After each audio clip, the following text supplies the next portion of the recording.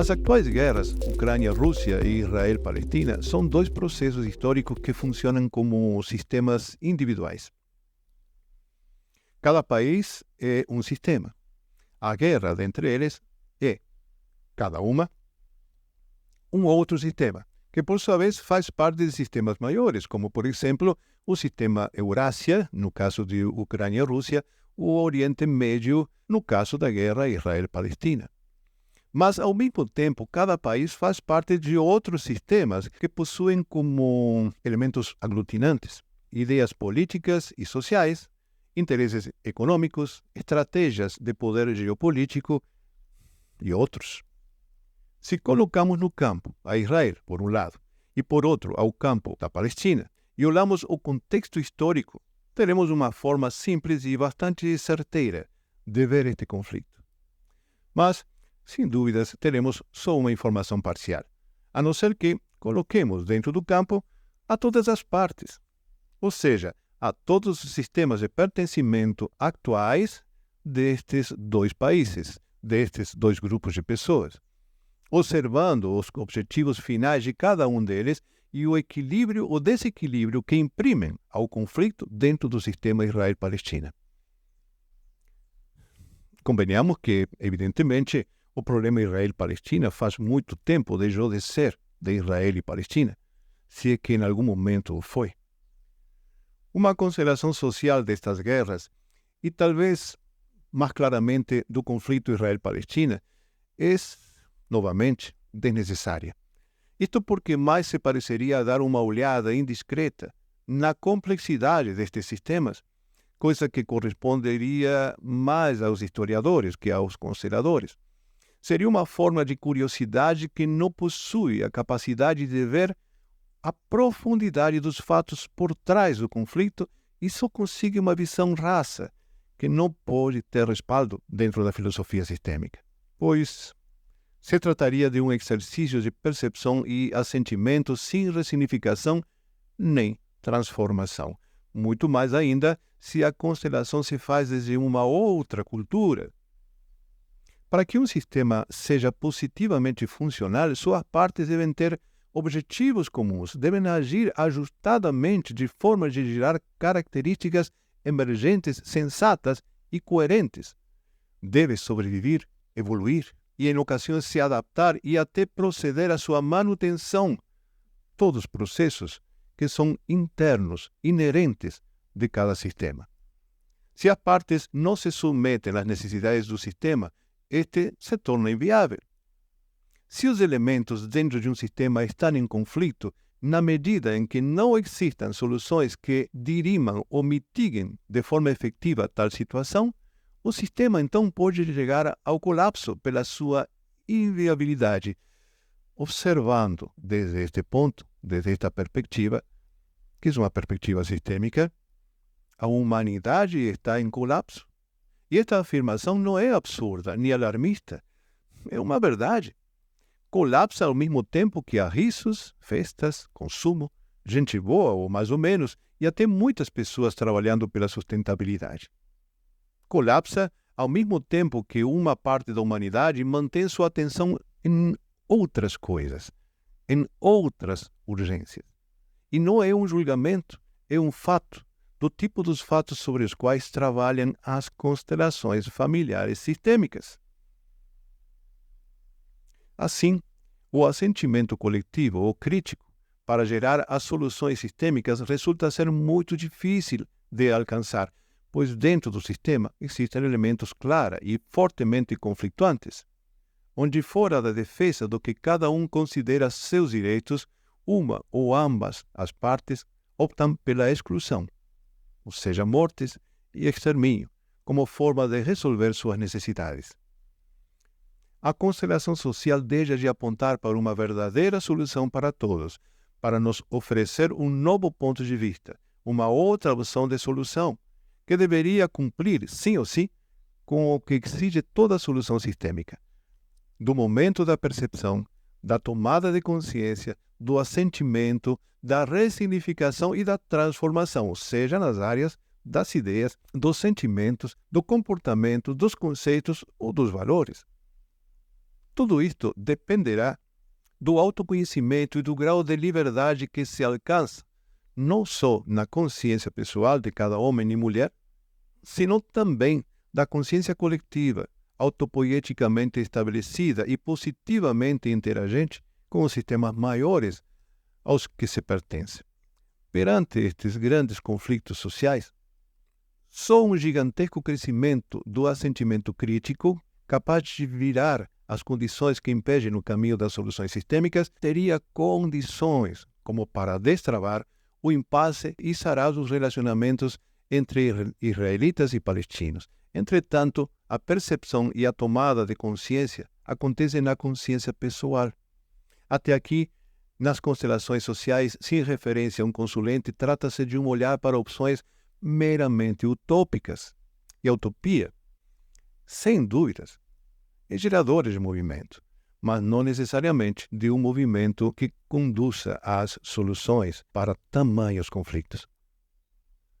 A utopia pode ser uma semente, mas exige demais de quem já de por si sofre. Não respeita o momento dilacerante que as pessoas dentro da guerra vivenciam. Não se permite perceber se estes indivíduos estão prontos para ser conscientes e, menos ainda, se estão preparados para as mudanças.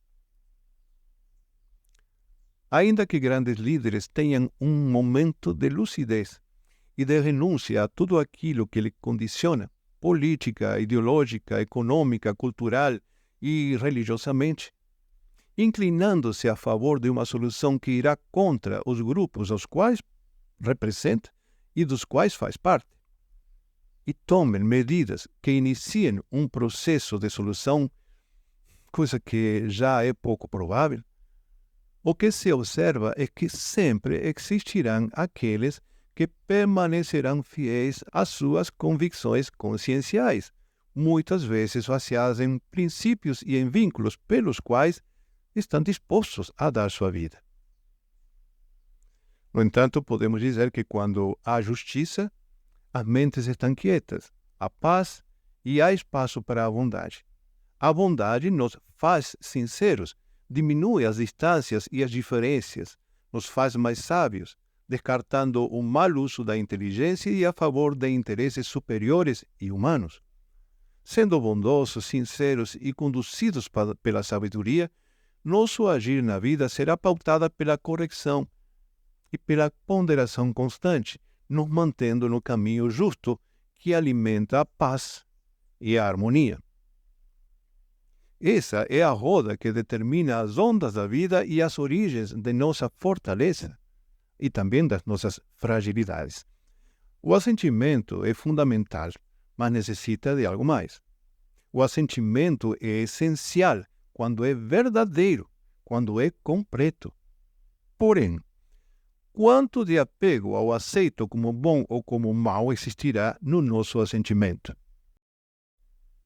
E quanto do que ignoramos sobre os pormenores históricos individuais deixaremos de lado nas nossas percepções para completar a fórmula de solução através de um movimento de assentimento que deveria terminar lá na frente na efetiva transformação. Só depois de que as duas partes de um conflito ou mais assintam tudo o que foi e tudo o que é, há condições para a solução. Porém, ainda não há solução. Esta se concretiza depois de tomar consciência, se continua na ressignificação e se finaliza na transformação. Então, sim, estaremos no caminho de soluções reais. Soluções que até podem tardar, no entanto, tenham começado com um movimento verdadeiro de solução.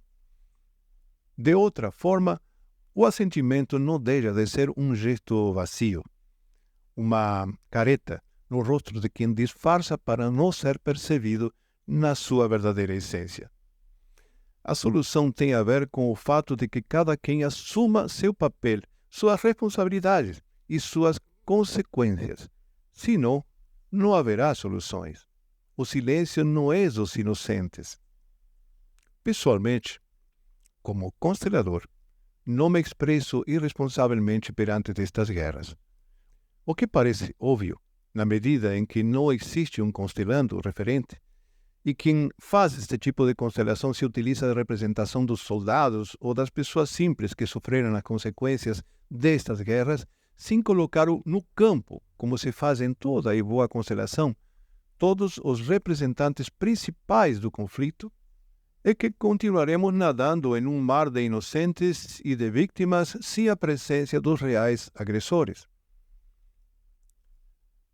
Se reincluirão ao sistema os mortos e feridos, os devastados, sem olhar para quem acendeu o estopim e mantém as condições prolongando estes conflitos cíclicos, inclusive negando a estes a possibilidade de arrependimento e transformação, de assumir suas responsabilidades, que também é uma forma de exclusão.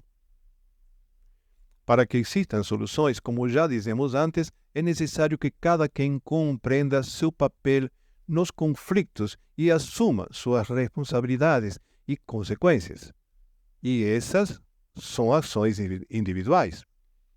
Como conselhadores, não é o nosso papel explicar os fatos que levaram a tal ou qual situação. É olhar para os fatos e procurar soluções. Não é analisar a psicologia nem botar nome às razões e sem razões por detrás dos emaranhamentos, e sim achar um ponto de reequilíbrio para destravar os possíveis impasses que debilitam um sistema ou o impossibilitam. E para isto, devemos observar de preferência imparcial e objetivamente todos os fatos e não só parte deles. Acredito que ficar em silêncio seria mais digno que procurar respostas em constelações sociais. Mas, ao mesmo tempo, ficar em silêncio perante das guerras que representam visões de mundo tão diferentes, que representam futuros tão divergentes, seria uma amostra de nossa evolução espiritual ou a negação da nossa participação como seres humanos na concatenação universal? Não será a atitude asepticamente imparcial do constelador, quando permanente, uma forma de soberba? É possível ou é menos pior? Será que o silêncio é uma opção que ajuda a uma solução verdadeira ou é um movimento simplesmente neutro, sem ressignificação e sem transformação? Um movimento contemplativo? Será? Não poderia ser considerado uma espécie de permissivismo ou até de cumplicidade? Não estaríamos nos colocando à beira de um dogma? Como constelador e antes como ser humano, não estou julgando, só reflexiono. O constelador, na hora de trabalhar dentro de um campo individual, é imparcial e fenomenológico, mas, apesar de se valer na sua vida da inteligência sistêmica, não está livre de escolhas nem de decisões. Só me pergunto, na medida em que sinto que uma constelação social ultrapassa seu papel, ao tentar analisar dinâmicas tão complexas, onde está meu pertencimento? Onde minha humanidade? Onde está o que acredito é a pureza do meu coração? Tudo o que sucede está em mãos de uma força superior, mas essa força superior, quero supor, que não brinca de malabarismo com nossos destinos. Acredito que existe nessa forma superior um propósito, uma direção, um equilíbrio que apenas podemos tentar compreender. Essa força superior concatena o céu, a terra e todas as manifestações, inclusive a humanidade, tendo em conta em todo momento a nossa ação consciente e desperta, ou a nossa atitude ignorante e enrijecida. A partir disto, poderíamos dizer, são muitos os seus movimentos. Cada indivíduo necessita ocupar seu lugar nesta concatenação. E ocupar nosso lugar não é uma tarefa silenciosa. O caminho da solução sistêmica destes conflitos necessita de uma abordagem séria, ou pelo menos que não atrapalhe. Já temos acusações que chegam no caminho como consteladores sistêmicos familiares. Não é necessário apontar culpados nem inocentes, não é necessário estampar uma marca nos agressores, nos victimários, nem nas vítimas de ambos os lados do conflito. Ainda que nem sempre sejam só dois os lados. mas minimamente não podemos esquecer que todo processo de solução sistêmica passa pela inclusão e não pelo extermínio. As informações que se perderam na generalização da constelação social são imprescindíveis e em algum lugar da consciência quântica pode ser que essa perda se considere como omissão. Esta é uma opinião passível de revisão. Posso assegurar a todos vocês que é honesta. Até, um forte abraço e muita luz.